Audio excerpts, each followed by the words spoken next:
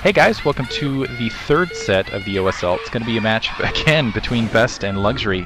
It's been absolutely insane thus far. Just cheese and counter cheese. We'll see if we're going to see a straight-up match on Troy. I do think this tends to favor Protoss players. We'll see, though. Luxury has been very strong on this map. He's starting the upper left-hand corner in yellow. The bottom right-hand corner we have BeSt. Didn't catch his color, but we'll see momentarily. There it is in green. And honestly, man, we saw BeSt actually. He's also very strong on this map. I remember seeing him beat Nada early in the OSL, and I thought for sure he was going to lose that. That was a wild game. I love that game. Yeah. Yeah. That was right when I was like, wow, BeSt is something special, and I felt like Nada lost it, but at the same time, BeSt just played ferociously to win it here. And I love those masks. I don't know what's with them. And is that? Yeah, it's just what the heck. Anyway, that must be power juice or something. Power thirst. Anyway, for those who've seen that YouTube video. Anyway, but I'm hoping to see a heads-up match as opposed to more cheese this time. I think because of the distance between the two players, cheese will be difficult. So we'll see if Luxury again goes for a 9 pool and tries to lock BeSt in space. But I think both players will probably play this a little more heads-up. Yeah, well, at least we're not seeing the 5 pool he did on this map against BeSt, but we are seeing the 9 pool. Whoa, so yeah, Luxury actually was quite infamous for 5 pulling BeSt out of I think it was the OSL or perhaps it was some other tournament. Just going for the 5 pool and then BeSt you know, try to go for his BeSt build, and 5 pool defeats a BeSt build pretty easily. But yeah, so wow, another excellent picture of BeSt. I mean, he's gotten quite a fan club in a very short amount of time, basically in this season, because I never heard of him before this year, to be honest. But he's certainly proven himself to be among the total elite here this year. Before this year was pretty quiet actually, and now just all of a sudden mid-season just really taking off. Now, yeah, we're going to see that again. It's been really popular among a lot of Zerg players against Protoss, and it's been especially popular for Luxury, I think, getting those initial Zerglings out, putting pressure on your opponent, and then immediately afterwards denying the scout and making sure that your opponent's in the dark. And we'll see if that pays off for him once again. But if he's going to do this right, though, he needs to spot out. And interestingly enough, BeSt going for an early cybernetics core. Fast tech so it game. looks he's going to go for a fast tech. Yeah, he's probably going to go for some, I would assume, quick reavers here. Quick reavers would be insane. Although we did see the Rock doing that against July, or attempting to do that, and just utterly failing on Horangdo.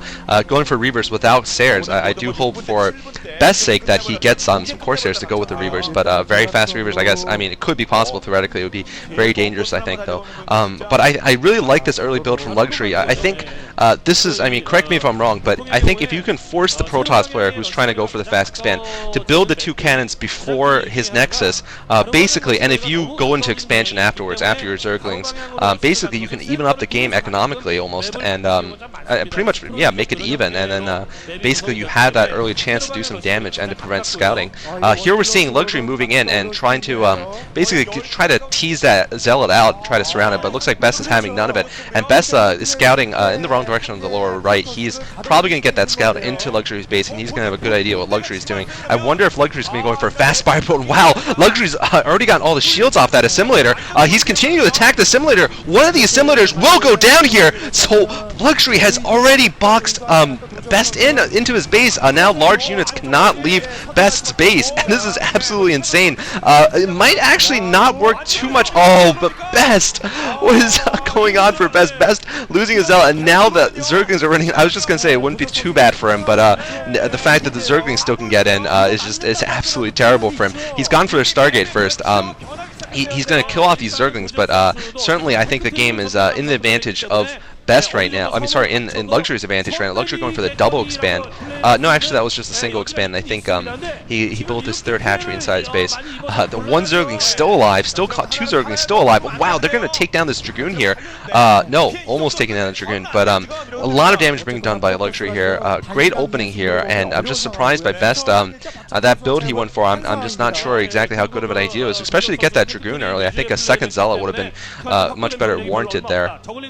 In the meantime, wow, Luxury got a spot off in that early tech. The Zergling's still in the base, and I'm not going to count BeSt out though, because this is earlier I wanted to count him out against Nada. But keep in mind, this is Troy. I'm curious if he's going to seal himself in to try to avoid the rest of these Zerglings if he ever gets a chance to push out. He's getting that Forge down now to help defend against these Zerglings, but I have to admit, things not looking good. He will be able to take down a couple Overlords before Luxury is going to have any sort of air defense though, but Luxury knows it's coming, so he's probably going to have a Spore Colony, be able to bring a lot of his Overlords back. In the meantime, continuing to push the Zerglings down, wants to end it now, and honestly, I think Luxury would be a little bit better off just getting down an additional expansion and knowing and just box him in and then surround him with Zerglings. There, it looks like he almost has the Assimilator down. That is what he's doing at this point, finally, but I think that is the better solution at this point. It's just box BeSt in, and then make sure you know where he's going from there. Force him to go drop, force him to somehow get outside of his base otherwise, but keep in mind, BeSt still beat beat Nada earlier in the OSL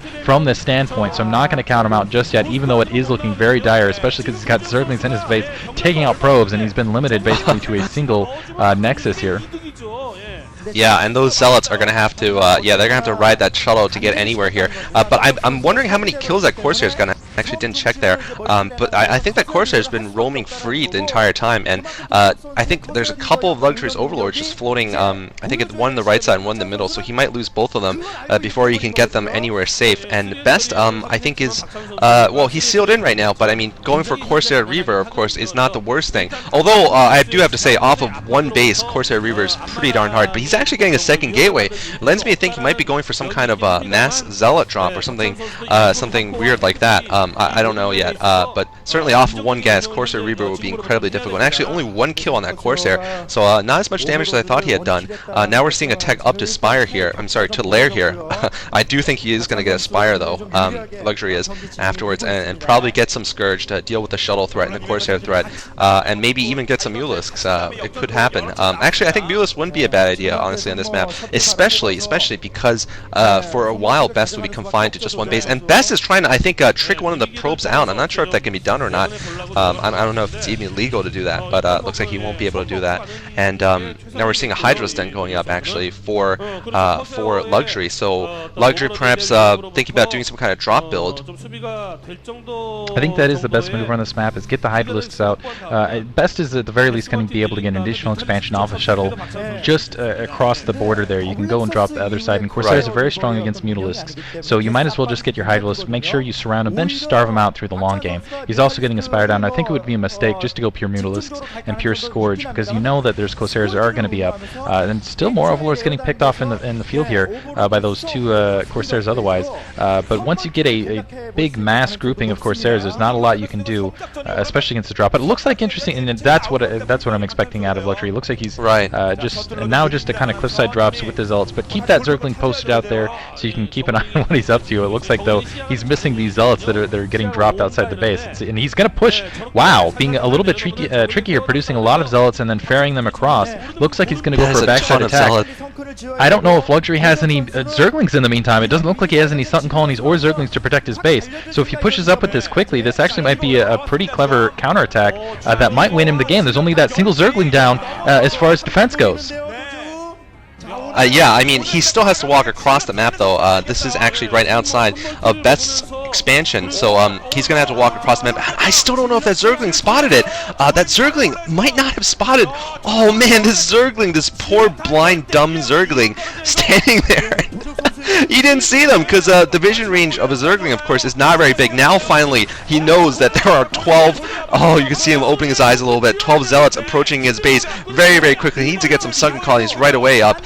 He only has about half a dozen Hydralisks to deal with this. He's been going straight for drones, probably, and for tech, and now we're seeing all these Zealots moving up with a Reaver, and oh, this is absolutely incredible play from BeSt here. Luxury is not going to be able to handle this, I don't think. And now comes the Zealots. Here comes the Zealots, starting to attack that creep colony before it goes up, and looks like Luxury is actually going to be forced to pull all of his units into his base. He decided he cannot hold his natural expansion, and in huge trouble now, absolutely huge trouble. He's gotten the hidden expansion, I think, at the lower left, and BeSt has taken up his natural at the island, but now Zealots flooding into Luxury's base, and wow, I'm just surprised at what Luxury has been spending his money on. I guess the 9 pool cost him or slowed him down more than I thought, because perhaps he was researching drop or something right now, but just not a lot of units. Now the Reaver is, the shuttle is down, but there are just no Hydralisks seconds left inside of Luxury space, and GG coming from Luxury. Very fast GG from Luxury. There was nothing he could do, though, at that point. And wow, I have to say, what do you think happened to Luxury's macro during that period? Because why did he only have so few Hydras out? Was he just spending all of his money on tech? And how did BeSt accomplish that? That was amazing. Brilliant play by BeSt there. BeSt just sneaking the Zealots out. Basically, Luxury was just assuming that he was going to try to get that base on his edge as quickly as possible and get as many Corsairs up in the air as possible. And that Zergling scout on the front door missed it. I think Luxury should. I feel like if you're going to seal your opponent, and Luxury looking absolutely devastated there. Hopefully that doesn't. Just horrible defeat for him. He had it within his grasp to end it. And again, BeSt coming back. This is basically the same thing he did to Nada here. Looking really frustrated there. Hopefully his confidence isn't so sunk. That was somewhat embarrassing, though. He had that game and just let it out of his grasp. But yeah, just went straight economy. Had lost a couple Overlords out in the field. And was just thinking, hey, I know he's sealed in. I don't have to worry about it. And then just getting completely, that blind, dumb Zergling costing him the game. Curse you, Zergling. But in the meantime, that was...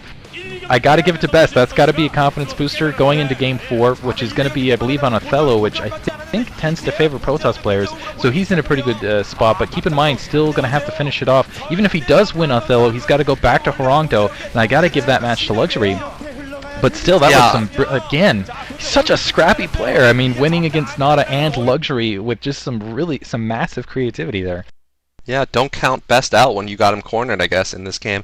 Yeah, so anyway, that's pretty much all I had to say. Yeah, you answered my questions perfectly. I'm excited. Let's move on to set 4. And thanks for watching. Yeah, thanks for listening, guys.